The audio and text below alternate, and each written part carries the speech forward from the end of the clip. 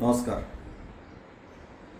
गेल्या काही दिवसापासून आपण न्यूजवर एक प्रकार बघतोय. नाशिकमध्ये कॉर्पोरेट जिहाद.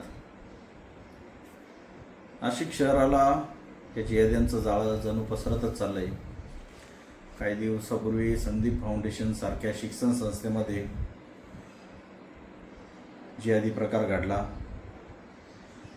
आणि आता TCS टाटा कन्सल्टन्सी सर्व्हिसेस या नामांकित कंपनीत हा प्रकार घडतोय.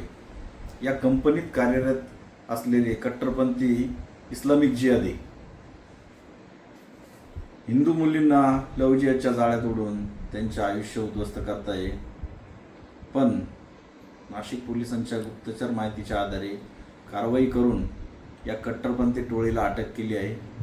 आम्ही सकल हिंदू समाजाच्या वतीने नाशिक पोलिसांचे धन्यवाद करतो, त्यांचे आभार मानतो.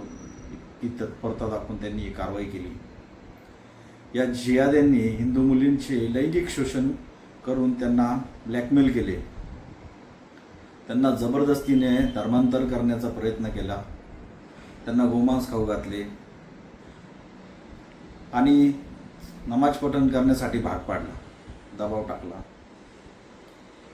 कॉर्पोरेट क्षेत्रात चालणारे हे लव्ह जिहादचे षडयंत्र अत्यंत भयावह आहे आणि हे शिकलेले जिहादी त्या अशिक्षित जिहाद्यांपेक्षा कितीतरी पट घातक आहेत हे यावरून स्पष्ट होते. मी नाशिक जिल्ह्यातील, शहरातील आणि महाराष्ट्रातील जनतेला विनंती करतो की आपले मुलं, आपल्या मुली ज्यावेळेस बाहेर पडतात, ज्या ठिकाणी जॉब करतात, त्या ठिकाणी अशा प्रकारचे त्यांच्याशी काही कृत्य होत असेल, त्यांच्यावर काही प्रकारचा दबाव टाकला जात असेल, त्यांना धर्मांतर करण्याचे प्रयत्न होत असेल, तर त्यांनी आपल्या मुलांची विचारपूस करावी, मुलांना विश्वासात घ्यावं.